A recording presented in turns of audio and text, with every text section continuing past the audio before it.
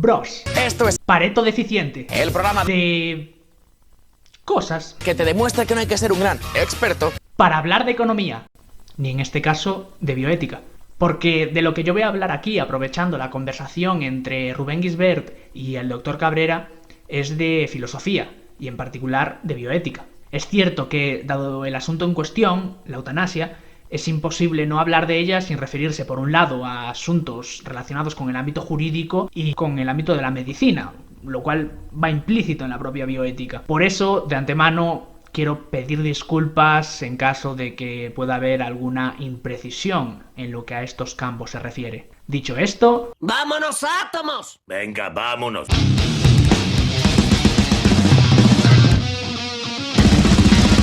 Esto no es, digamos, un programa sobre la pertinencia no de la eutanasia en sí, sino de la propia ley que se ha aprobado en España, a diferencia de otras como la alemana, que introduce, pues nada más y nada menos que el hecho de que la muerte, la despenalización del homicidio, como establece la propia ley, en dos supuestos. El primero, que sea el paciente el que se toma, digamos, la sustancia que le provoca la muerte, y lo que se introduce en España, que no, que está prohibido, por ejemplo, en Alemania, es que sea el médico en el que ciertos supuestos practique, o sea, accione para que una persona pierda la vida, es decir, la despenalización del homicidio. El artículo 5.1, sobre el cual me gustaría que empezara usted su exposición. Dice que para poder recibir la prestación de la ayuda a morir, deberá ser capaz y consciente en el momento de la solicitud. Esto es lo que a mí me parece más controvertido, porque claro, cuando se dice que todo esto redunda en la voluntad, en que se exprese de forma clara y concisa la voluntad, entre que se hace la solicitud y realmente se aplica la eutanasia a esa persona, hay un lapso de tiempo, hay una serie de circunstancias, y esto puede dar pie a posibles ilícitos penales y a la apertura que se pueda, al amparo de esta ley, cometer homicidios legales. Como decía Freud, la prohibición universal de matar es el síntoma de un deseo universal. Bueno, para comenzar, a mi parecer, Rubén aquí comete una clásica falacia de autoridad. Los vídeos de Rubén abundan en referencias a lo que es o no es la democracia, entre otros términos, tratándolos como si de clases naturales, es decir, agua igual a H2O, se trataran, como ya Delora le echó en cara en su momento. Este vídeo no podía ser una excepción, aunque esta vez, en vez de a Montesquieu, ha sacado a relucir a Freud. Pero como mi colega Roberto Inguanzo dice, que en una sociedad existan K individuos con el deseo de matar, no prueba que en esa sociedad los individuos que aplican la ley vayan a matar. La frase clave es que sea capaz, es decir, que la decisión del sujeto sea libre íntegramente al 100%. Y claro, aquí empiezan los problemas. En principio, porque ¿quién es al 100% libre para cualquier cosa en la vida? Es decir, todos estamos condicionados, sujetos, etc. Pero claro, el hecho de que sea capaz claramente va a implicar que quien decide que ese sujeto que quiere morir es capaz. Efectivamente, aquí empiezan los problemas, pero no solo en el caso de la eutanasia, sino para todo. Como decía Carl Smith, podemos distinguir entre dos tipos de supuestos antropológicos. En primer lugar, aquellos que tienen una visión optimista del ser humano, como podría ser el caso de los liberales novecentistas, para los cuales el ser humano no necesitaría cortapisas a su libertad, puesto que éste operará más o menos correctamente siempre. Por otro lado, tendríamos el denominado pesimismo luterano, cuyo ejemplo podría ser la teoría política de Hobbes, que políticamente tomaría no solo la forma del conservadurismo, el cual desconfía de la naturaleza humana, sino también de amplios sectores dentro de la izquierda. Un ejemplo de esta desconfianza redundaría en los límites morales del mercado. Por ejemplo, en el caso de los vientres de alquiler, donde un liberal vería libertad de decisión y un contrato voluntario, un socialista podría ver perfectamente una forma de explotación. Esta tensión, a mi parecer, tiene su contraparte en lo que al ámbito médico se refiere, sobre todo a partir de los 90, cuando se le empieza a dar un mayor peso a la autonomía del paciente en detrimento del supuesto interés del doctor en velar por el interés de este, es decir, lo que se conoce como paternalismo. Dicho esto, precisemos. ¿Cómo podemos establecer, como dice el artículo 5, que un individuo está en condiciones, es decir, es capaz de tomar autónomamente una decisión bien fundamentada? Aunque la bioética no se caracteriza por grandes acuerdos, considero que la mayor parte de autores estarían de acuerdo en que como mínimo deberían establecerse 4 requisitos. 1. La habilidad de expresar una elección, evidentemente. 2. Los elementos como mínimo más básicos en los que se toma la decisión deben ser comprendidos. 3. Además de la comprensión, debe existir una apreciación del significado y de la naturaleza de la situación en la que la decisión se está tomando. 4. La capacidad de razonar, es decir, cierta consistencia y habilidad para derivar conclusiones a partir de ciertas premisas, así como la capacidad de valorar los riesgos y beneficios de la decisión. Si aceptamos que el cumplimiento de estos requisitos es una condición suficiente para que exista la capacidad de tomar decisiones de manera autónoma, y tras escuchar lo que tienen que decir Rubén Gisbert y el Dr. Cabrera al respecto, veremos cómo esto se cumple, a mi parecer, en la ley de eutanasia que la semana pasada fue aprobada. Fíjese, lo dice, perdone que le interrumpa, pero lo dice la propia ley e introduce algo que para mí es completamente aberrante. Y es que se considerará, porque hace una serie de matizaciones al principio, aquí lo pone, situación de incapacidad de hecho, situación en la que el paciente carece de entendimiento y voluntad suficiente para regirse de forma autónoma, plena y efectiva por sí mismo, con independencia de que existan o se hayan adoptado medidas de apoyo para el ejercicio de su capacidad jurídica. Esto, digamos, escrito ahora más rocambolesco, en la ley de 2019 lo que venía a decir es que con independencia de que se haya seguido un proceso de incapacidad judicial. Es decir, al final el que decide si es capaz o incapaz esa persona es el propio médico, claro, sin seguir ningún tipo de...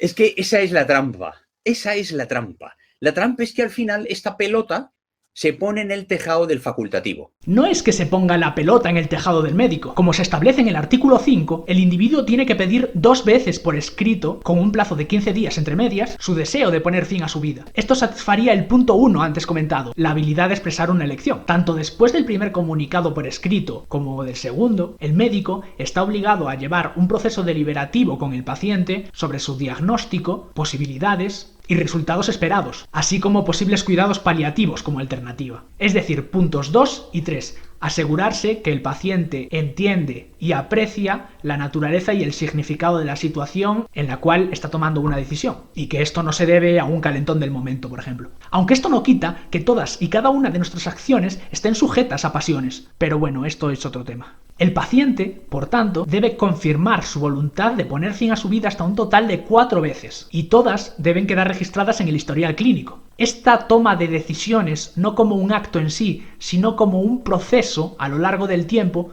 satisfaría, a mi parecer, la condición 4, la de racionalidad, al garantizar que se cumple cierta consistencia temporal, ya sea con el facultativo o con los médicos y el jurista de la comisión de evaluación, todos los cuales, por cierto, deben manifestarse unánimemente de acuerdo en que el proceso se está llevando a cabo de acuerdo con las garantías que se establecen en la ley. Todo esto es cierto que tampoco nos puede llevar a concluir a que con un 100% de confianza el individuo esté actuando totalmente libre de factores externos, porque esto es imposible. Pero vaya, como tampoco puedo saber que ninguno de los que ahora mismo me estéis escuchando, o Rubén, o el Dr. Cabrera, sois zombies, en el sentido filosófico de la palabra, que carecéis de conciencia, a pesar de tener una biología, un aspecto y un comportamiento bastante similares a los que podría ser el de un ser humano. Pero bueno, parece más plausible pensar que sí que sois seres humanos y no zombies, ¿no?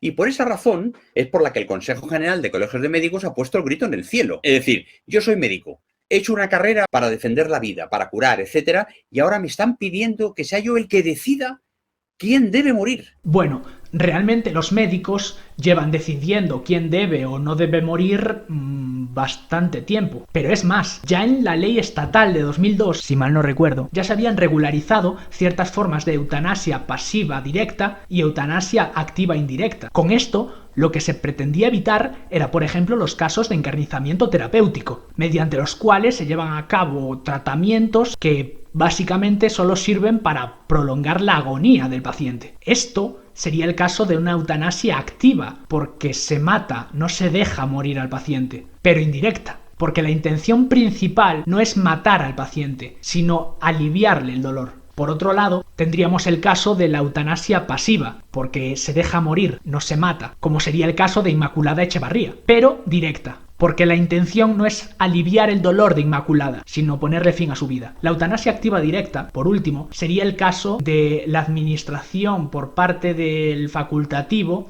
de ciertos fármacos que resultan letales para el paciente. El caso más relevante, como todos sabemos, sería el que no se le aplicó a Ramón Sampedro. Lo que tienen en común todos y cada uno de estos casos que acabamos de comentar es que son casos de eutanasia voluntaria, Ahora bien, comparando el último caso del que hemos hablado con el del encarnizamiento terapéutico, ¿existe alguna diferencia moralmente relevante? Desde posturas en contra de la eutanasia activa directa, se suele echar mano de lo que se denomina la teoría del doble efecto, según la cual la aplicación de sedantes en los casos de eutanasia indirecta, a pesar de tener un efecto secundario negativo, acortar la vida del enfermo, en tanto que, como comentamos, la intención es causarle un efecto positivo, aliviarle el dolor, es una cosa completamente diferente a la eutanasia activa directa. Pero claro, esto supondría partir de que lo que se pretende con la eutanasia activa directa no es aliviar el sufrimiento del paciente, lo cual es como mínimo discutible. Pero al margen de esto, tendría una pregunta en particular para el doctor Cabrera. ¿Acaso las situaciones de eutanasia pasiva directa o eutanasia activa indirecta no dejan ya la pelota en el tejado de los médicos? O sea,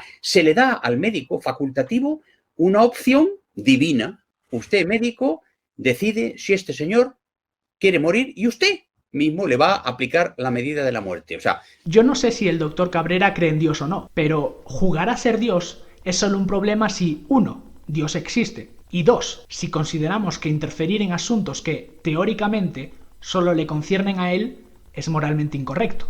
Pero esto es un problema, porque la medicina consiste básicamente en jugar a ser Dios. Pongamos el caso de una quimioterapia. Si yo tengo cáncer y considero que esto es así en la medida en la que Dios quiere, porque he pecado o por lo que sea, que yo tenga cáncer, lo que debo hacer entonces, si no quiero interferir en una suerte de ley divina, no es ir al médico, sino a la iglesia y rezar para redimir mis pecados y apelar a la benevolencia de Dios y que Él decida curarme. Como esto entiendo que no es lo que quiere decir el doctor Cabrera, quiero preguntarle una cosa. ¿Por qué no estaríamos jugando a ser Dios al alargar la vida del paciente, pero sí al acortarla? ¿No es la muerte parte de la vida? o sea, yo no sé qué médico va a tener la suficiente fuerza, no sé, quiero decir, a mí me parece que sería un médico, no sé, siempre hay médicos para todo, ¿no? Igual que hay abogados, arquitectos, etcétera, hay de todo pelaje. Porque claro, es cierto que una persona puede suicidarse, no está penado. Si tú eres dueño de tu cuerpo en un estado laico, tú te subes al 14 piso y te tiras, punto pelota. Nadie te va a penar. Si eso lo haces en la China comunista, a lo mejor, si no te mueres, te penan porque eres del Estado, no eres tu dueño. Obviando el ad hominem de tratar a los médicos que están a favor de la eutanasia como gente para todo, aquí el doctor Cabrera, a mi parecer, da un patinazo que lo va a llevar a zozobrar durante todo el resto de la entrevista. La tradición occidental, desde los últimos siglos, ha estado ligada a una tradición liberal y a un respeto hacia la propiedad privada. Suponiendo que efectivamente mi cuerpo y mi vida pueden ser considerados como una propiedad, cosa que, como podría sostener el materialismo filosófico de Gustavo Bueno, no es cierto, si a diferencia de China, donde supuestamente es el Estado el que decide sobre mi propia vida, en España yo soy dueño de esta, ¿cuál es el problema con esta ley exactamente? Podría hablar sobre los cuidados paliativos, que es también algo que establece la propia ley, ¿no? Siempre que alguien haya abandonado o no se considere que haya cuidados paliativos para el sufrimiento de esa persona. Es que, claro, esta es la clave. El Consejo General de Colegios de Médicos lo que ha puesto encima de la mesa es decir, muy bien, es mucho más barato y es más fácil que la gente ir cargándose a la gente. Si yo fuera un zoólogo o un biólogo que no tuviese ningún criterio moral, hacerse de las personas que no son útiles para la especie. Es decir, en la naturaleza no hay democracia. Un león se come al ciervo porque tiene hambre. Punto pelota. Ahora bien, si vivimos en una cultura humana con unos criterios morales, cambia la perspectiva de la conducta. En un país donde los cuidados paliativos, que es ayudar a pasar el tránsito de vida a la muerte, no existe una infraestructura, hay 4 unidades o 5 de cuidados paliativos en toda España, pues claro, ahora me salto esa carencia y paso directamente a matar al sujeto. Me ahorro una pasta, ¿eh? ¡Ojo! Aquí, la verdad, estoy de acuerdo en que realmente esto es un problema. Decir 4 o 5 me parece exagerado, pero por lo que yo he leído o he podido saber, sí es cierto que como mínimo el 50% de hospitales españoles no cuentan con acceso a cuidados paliativos. Y como dice Dieguez Lucena, esta debe ser la prioridad. Ahora bien, ¿son los cuidados paliativos un sustitutivo para la eutanasia? Los cuidados paliativos efectivamente pueden ser una alternativa, pero tampoco son la panacea. Quiero decir, es necesario un proceso de prueba-error que puede causar ciertos daños al paciente hasta dar con el que mejor se adecúe a este. Además, incluso el mejor de los cuidados paliativos falla a la hora de aliviar todo el dolor y el sufrimiento que una enfermedad terminal grave puede causar al paciente. Pero lo que es más importante para aquellos que, dada esta situación, consideran que su proyecto de vida ha finalizado y no hay posibilidad alguna de restablecer la firmeza del enfermo, no hay cuidado paliativo que valga. Citando a Pablo de Lora, a muchos pacientes no les bastaría con saberse en un permanente e indoloro coma, sino que quieren ponerle fin a su vida. Sí, además, esto es lo que muchos han dicho, que bueno, fue mal que esté, y a pesar de posibles críticas, pero fue lo que inspiró la Action 4, que fue la acción de la Alemania nacionalsocialista, que al margen, esto es al margen del gaseamiento de los judíos, consideraba que existían ciertas vidas indignas de ser vividas y que al final, pues también por una situación de ahorro del Estado, pues... ¡Bum! 8 minutos han tardado en sacar el tema de los nazis. Mucho me parece, la verdad. Mis felicitaciones. En primer lugar, he de decir que estoy totalmente de acuerdo en que el apellido de digna a la muerte es un completo y absoluto despropósito. El nacimiento y la muerte son hechos descriptivos, no normativos. No hay nada de digno ni en el nacimiento ni en la muerte. De hecho, mi abuela, por ejemplo, que era muy creyente y tuvo cáncer, posiblemente, aunque hubiera podido, no hubiera querido que le aplicasen la eutanasia, sino que fuera Dios quien eligiera cuándo llevársela. Pero esto no la hace más o menos digna. Sin embargo, esto no es lo que están diciendo Rubén y el doctor Cabrera. Aquí lo que se está exponiendo es el clásico argumento de la pendiente resbaladiza, por la cual, al aprobar la eutanasia voluntaria, se pasaría posteriormente a la no voluntaria, después a la involuntaria y después, bueno, a la Alemania nazi.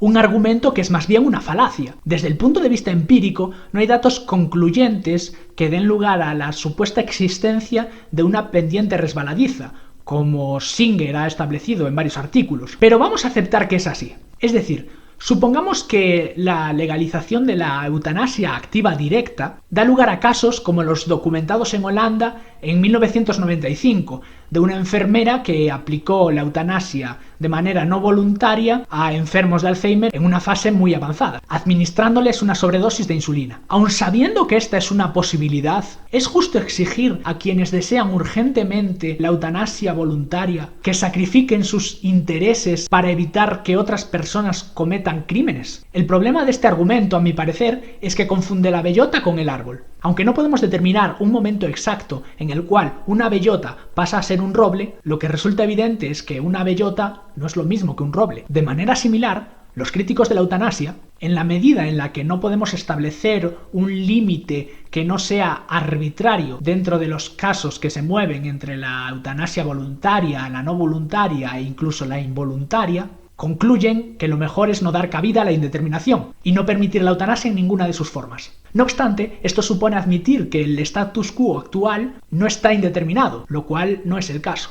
¿Qué ocurre, por ejemplo, con los casos de encarnizamiento terapéutico antes comentados? ¿Qué ocurre con los pacientes conectados a respiradores mecánicos? Este argumento presupone que la pendiente solo se inclina hacia un lado. Pero de hecho, solo si partimos del presupuesto de que acabar con una vida es siempre moralmente incorrecto, al margen del dolor y sufrimiento que esta persona esté padeciendo, estamos justificados a ver solo uno de los lados de la pendiente. Pero esto, como los casos que acabamos de mencionar ponen de manifiesto, no resulta para nada plausible. Fíjate bien, Rubén, y los espectadores también, que ahí la filosofía nacionalsocialista añadía como algo así la palabra indigno.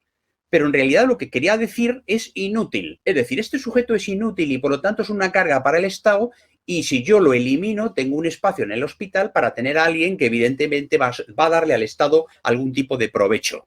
Y de ahí empezaron por los enfermos, por los discapacitados, al final acabaron con los gordos, los gitanos, los feos y bueno. En la ley, en los fundamentos de derecho, al principio, cuando digamos el legislador lo que hace es justificar porque saca esta norma, hay un párrafo que me parece terrible y es que pone como primer elemento fundamental para la ley de la eutanasia, centrando el debate en que diferentes causas actuales justifican la ley como la prolongación de la esperanza de vida, con el consiguiente retraso en la edad de morir en condiciones no pocas veces de importante deterioro físico y psíquico. Yo me pregunto, ¿qué tiene que ver aquí el hecho de que se alargue la esperanza de vida y que evidentemente más personas pasen más tiempo durante la senectud? ¿Qué tiene que ver esto con lo que, bajo mi punto de vista, debe circunscribirse jurídica y considero que también forensemente la eutanasia, que es la voluntariedad de morir? Correcto. Bueno, es que este es el fundamento económico de esta ley. Esto me recuerda a cuando se critican los impuestos pitjuvianos a las bebidas azucaradas, o al alcohol, o al tabaco, porque en última instancia tienen afán recaudatorio, lo cual me lleva a pensar que la gente realmente no sabe lo que es un impuesto. Evidentemente que tienen afán recaudatorio, pero bueno, el caso es que tú puedes escoger grabar las bebidas azucaradas, el alcohol, el tabaco, o no sé, el agua, la fruta, etcétera, etcétera. Aun suponiendo ese supuesto fundamento económico de la ley, esto resulta irrelevante para que ésta tenga efectos positivos, como podría ser en el caso de los impuestos que acabo de decir, salvando las distancias, evidentemente. Ni siquiera aquí hay un sustrato moral. Y fijaros que todas las leyes que se aprueban en cualquier país... Bueno, establece la ley como sustrato moral la compasión. Pero claro, es lo que yo digo. La compasión es el escudo sobre el cual se han cometido las mayores trapillerías. No, vamos. Es que la palabra compasión es desconocida para estas personas que están estableciendo estos baremos de que esta vida es inútil, se acabó. Ya no estoy hablando de religiones ni de teologías. Aquí hay sujetos que no creen en ningún Dios, pero son personas con criterios morales sólidos que saben que la vida tiene un valor. Aquí se establece, sin justificación alguna, una identificación entre la ética en general y una posición deontologista en particular, donde la vida pues tendría un valor intrínseco. Sin embargo, desde un punto de vista, por ejemplo, consecuencialista, la muerte no sería un mal en sí mismo, sino en la medida en la que impediría seguir teniendo experiencias mayormente positivas. Pero claro, si las experiencias de un individuo cualquiera son mayormente negativas, la muerte, más que un mal, pasaría a ser un bien. Sin embargo, el doctor Cabrera dice que la vida siempre y en cualquier circunstancia tiene un valor intrínseco. Ahora bien, ¿en qué consiste este supuesto valor, una vez descartada una supuesta sacralidad, ya que él mismo ha dicho que al margen de la religión? ¿Tienen valor absolutamente todas las vidas? Por ejemplo, también la de los animales. Si no es así, ¿qué diferencia la vida de un ser humano de la de un animal? Ser racionales. ¿Y qué pasaría entonces con los individuos, por ejemplo, en coma o en estado vegetativo? O incluso con los bebés o con los ancianos en un estado de demencia bastante avanzado. ¿Diríamos que tampoco tienen valor? Además, no tiene un valor porque tú ya no valgas para la sociedad. Tiene un valor porque tu padre está vivo. Y como dice Santi, dice, gracias por sus palabras, mi padre pertenece a uno de esos pocos grupos de paliativos. Es decir, es que mi padre está vivo y para mí mi padre es un apoyo moral y lo veo todos los días. Ahí no se, la ley no cuenta con eso. Este señor es inútil. Aquí está la ley para poder eliminarlo. ¿Cuál es el trasfondo de esto realmente? El trasfondo es que se ha sacado esta ley, bajo mi punto de vista, muy mal hecha. No sé qué legislador la habrá redactado, pero no creo que se haya atendido a criterios forenses y a criterios médicos y a criterios de personas que se han dedicado, como usted, al estudio de la conciencia, porque hay veces incluso yo le he oído y lo he visto en pleitos en los cuales personas que se han suicidado, el seguro evidentemente no paga. Entonces hay médicos forenses que han certificado que realmente esa persona cuando se suicidó no estaba en las condiciones de conciencia o en las condiciones óptimas de capacidad de obrar para poder suicidarse y por lo tanto la acción que él realizó que le llevó a la muerte estaba viciada. Este señor, él en realidad lo que quiso es matarse para que el dinero por su muerte pasara a su familia, a su viuda, sus hijos, porque estaban en una situación económica mala. Y claro, la compañía de seguros se defiende diciendo que hay una cláusula de suicidio. Y yo defiendo a la señora diciendo que ese hombre, cuando toma esa decisión, cuando la toma, probablemente está en su sano juicio, pero cuando la ejecuta, no está en su sano juicio. Aquí estoy totalmente de acuerdo. Para mí, el punto crítico, ya no solo de esta ley en particular, sino de todo lo que tiene que ver con la eutanasia en general, es el qué entendemos por persona. Supongamos que en un momento T1, en pleno uso de mis facultades, declaro que si en un supuesto momento T2 me encuentro en un estado muy avanzado de Alzheimer, quiero que me realicen la eutanasia. El problema es, ¿la persona en T2 sigue siendo la misma persona que en T1? Es evidente que el cuerpo, en tanto en cuanto receptáculo, sigue siendo el mismo. ¿Pero esto es relevante? Supongamos que entre T1 y T2 sufro un accidente. Y la única manera de salvarme es insertar mi cerebro dentro de un tarro, como en Futurama. Parecería plausible afirmar que, dadas las fuertes conexiones psicológicas entre el cerebro en el tarro y yo antes del accidente, yo soy la misma persona que el cerebro en el tarro, y no, por ejemplo, mi cuerpo desmembrado. Lo importante, por lo tanto, lo que preservaría la relación entre yo antes del accidente y yo después del accidente, y que nos posibilitaría hablar de la misma persona, es la relación psicológica más o menos relevante entre ambos individuos.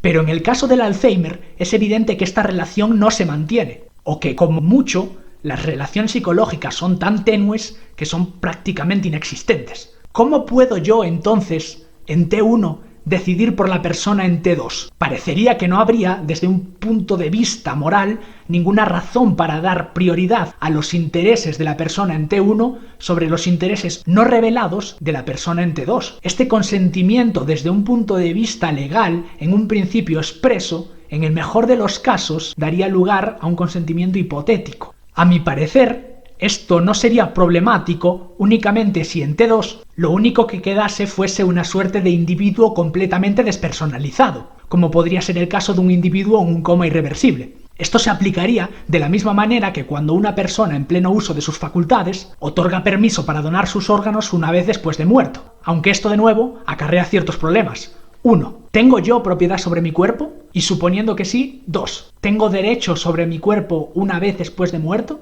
Fíjese respecto a este aspecto, que es el punto número 2 del artículo 5, establece una serie de requisitos para seguir. En el punto número 2 dice que cuando se cumplan los requisitos del apartado D, que es sufrir una enfermedad grave e incurable o un padecimiento grave crónico imposibilitante en los términos establecidos en esta ley, claro, pero es que padecimiento grave, crónico e imposibilitante, según los criterios del facultativo, entiendo también, Claro. porque esto es una cuestión subjetiva. Bueno, del facultativo, del segundo médico formado en las patologías del paciente, del jurista y del resto de miembros del comité de evaluación, así como del propio paciente, evidentemente.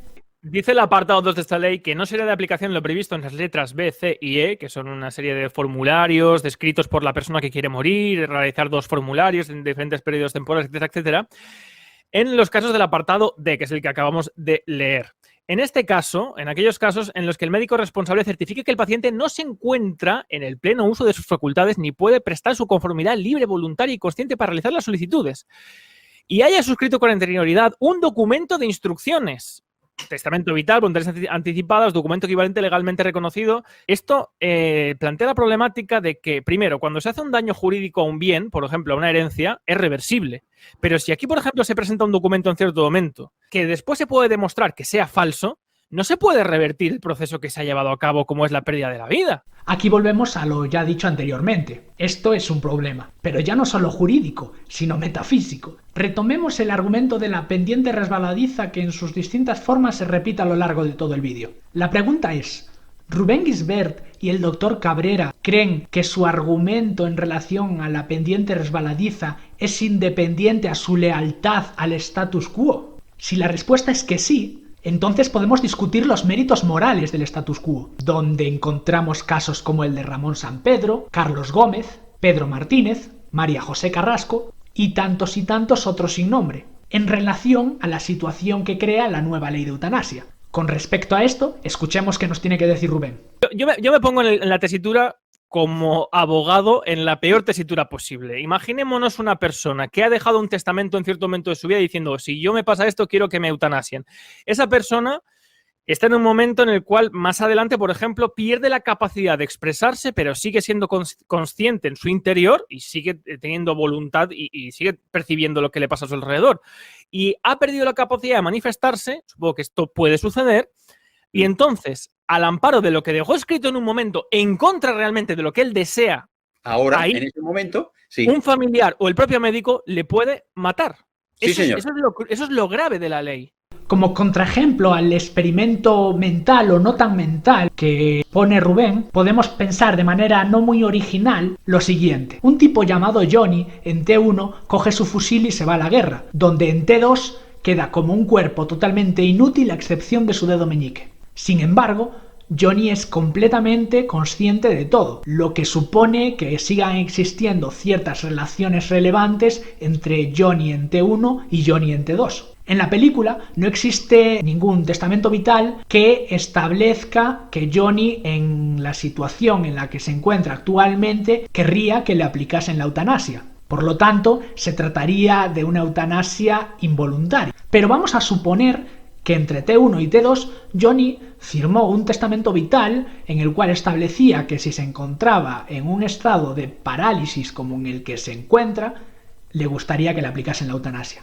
Efectivamente, al llegar el momento T2, no podemos saber con seguridad que la voluntad, los intereses de Johnny no hayan cambiado. Pero tenemos dos opciones. Una, cumplir con los intereses de Johnny en T1 y aplicarle la eutanasia a Johnny en T2. O dos, no tener en cuenta estos intereses ante la posibilidad de que el estado en el que actualmente se encuentra resulte, sin embargo, una experiencia positiva para Johnny y que provocarle la muerte suponga un mal. Esto, sin embargo, no parece muy plausible.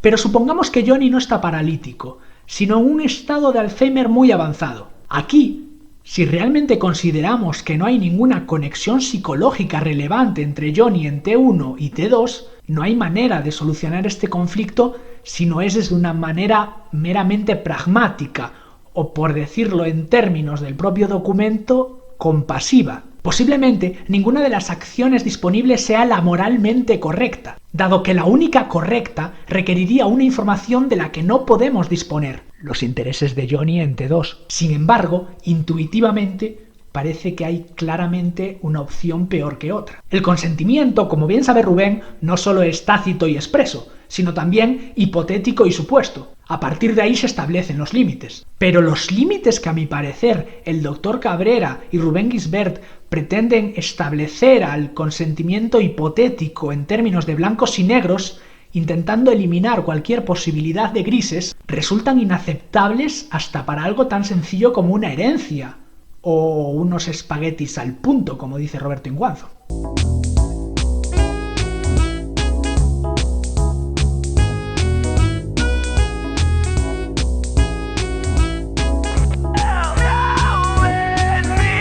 Perdona, de hecho, Rubén, aquí todos los pacientes psiquiátricos crónicos estarían aquí. Es decir, nos ventilamos los hospitales psiquiátricos. Dice Yunisbel Gutiérrez, el deseo de muerte es uno de los criterios más importantes del diagnóstico de depresión mayor. ¿Cómo se diferenciaría?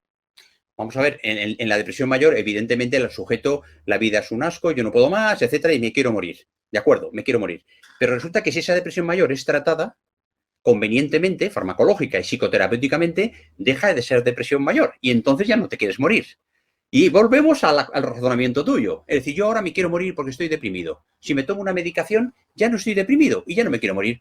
Pero ya me he muerto porque mi deseo era morirme. Es decir, no es que haya que diferenciarlo, es que uno de los síntomas básicos de la depresión mayor es que no quiero vivir. No más que morir, no quiero vivir. Aquí no sé lo que pretende exactamente el doctor Cabrera. ¿Se trata del enfermo psiquiátrico, dadas las condiciones perfectamente dignas que el propio doctor establece, de un impedimento grave, crónico e imposibilitante que no pueda ser aliviado en condiciones que se consideren aceptables? Es más, ¿se encuentran los pacientes con enfermedades psiquiátricas en pleno uso de sus facultades como para prestar su conformidad libre, voluntaria y consciente? Si no es así, el caso no se aplica.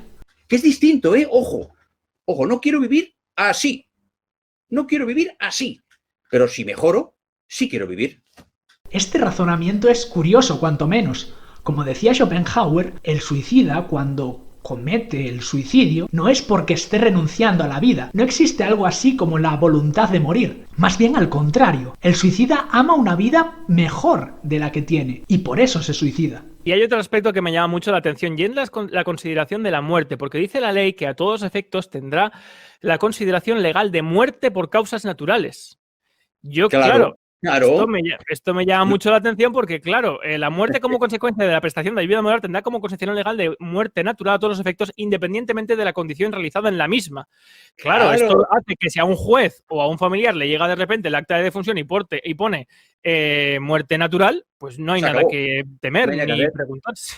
Muerte natural ya no hay participación judicial, ya no hay autopsia, ya no hay ningún pleito, ya no se puede ir a la ley. Claro, por eso yo entiendo que por esto quizá en Alemania cuando se despenalizó la eutanasia, se despenalizó, pero son en los casos en los cuales fuera el propio paciente el que de manera voluntaria pudiera darse a sí mismo muerte. Eso es muy distinto. La ley alemana no tiene nada que ver con esto. Nosotros nos hemos quedado a un nivel, vamos, es decir, patético. Quiero decir, esto no tiene un sustrato jurídico. Si no me equivoco, en Luxemburgo también se establece el suicidio como causa de muerte natural. Pero es que de hecho en general y en España en particular, en los supuestos eutanásicos directos o pasivos ya se señalaba que la muerte acontecía por causas naturales. Y el efecto causal es el mismo cuando dejamos morir, eutanasia pasiva, que cuando aplicamos una dosis letal al paciente, eutanasia activa. Quizá las comparaciones había que realizarlas con Luxemburgo o incluso con Holanda o Bélgica, y no con Alemania. Porque no es que la ley alemana sea la hostia y la española una chapuza, sino que en Alemania no se contempla la eutanasia activa directa. Por eso repito, las comparaciones deberían hacerse con otros países, pero... Yo no conozco la ley holandesa en este caso. Yo no la conozco muy en profundidad, pero sí sé que es muy restrictiva. Ojo, Es que la gente confunde luego el rollo este de la despenalización de las drogas y tal. En Holanda, ¡hala! Todos al porro. No hay más preguntas, señoría. Dicen por aquí que la eutanasia es un derecho fundamental. La eutanasia no es un derecho fundamental. No. El derecho a la vida. Es a la salud, a la vida. El derecho es a la salud, a la vida, al trabajo, al hogar, a la casa. Esos son los derechos fundamentales. El derecho a la muerte no es que es un derecho, es que es ley natural. Es decir, yo me moriré. Cuando me toque, me moriré. Vale, perfecto. Cuando te toque. Mi pregunta es la siguiente. ¿Cuándo es eso exactamente? Cuando vamos al médico desde una gripe hasta una sesión de quimioterapia, es para evitar que esto toque, por lo que el término natural en la medicina actual... Y si resulta que yo, que he cotizado a la Seguridad Social 47 años, la Seguridad Social me tiene que mantener a mí porque me da un jamacuco, pues me tendrá que mantener y para eso está la pasta, para eso. Y cuando llegue el momento, ya veremos, ojalá tenga un médico piadoso al lado que me procure no tener dolor. Y pasaré al otro barrio, pero sin que nadie me empuje. Aquí, sin empujar. Pero es que ahí está la movida. Nadie te está empujando porque eres tú el que decide en todo momento. Sin embargo, continuando con la metáfora, en el actual status quo sí que te están reteniendo en contra de tu voluntad. Bueno, pues hasta aquí la intervención del doctor Cabrera. Esta es una ley, una vez más, como ha dicho el doctor Cabrera, hecho por un Congreso de los Diputados en un sistema que debiera ser democrático y que la democracia lo que tiene que hacer es elegir a los políticos y controlar su poder, en el cual las leyes están hechas por nosotros y esta ley ni ha sido hecha por nosotros, se ha hecho por criterios ideológicos para que se peleen unos y otros a favor o en contra porque esto lo otro y una vez más las consecuencias, los platos rotos de hacer leyes de cualquier manera sin criterios técnicos, jurídicos, ni reflexión, ni consulta de ningún tipo, los platos rotos los vamos a pagar los ciudadanos. Entiendo que aquí Rubén termina ligando este tema con el que resulta el hilo principal de todos sus vídeos y del canal en general. Simplemente, sin intención de discutir esto porque no tiene cabida ahora mismo, quería comentar lo siguiente. Encuesta del CIS de 2009. 58,5% de españoles a favor de la eutanasia. Encuesta del CIS del 2011. 77,5%.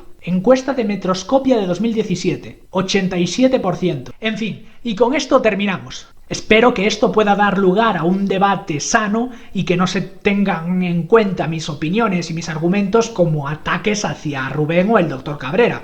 Profesionales ambos a los que respeto bastante. Simplemente me he servido de su vídeo para comentar aspectos que a mi parecer se han obviado o que nos han tratado de manera correcta. En serio, no me peguéis, por favor. Nos vemos.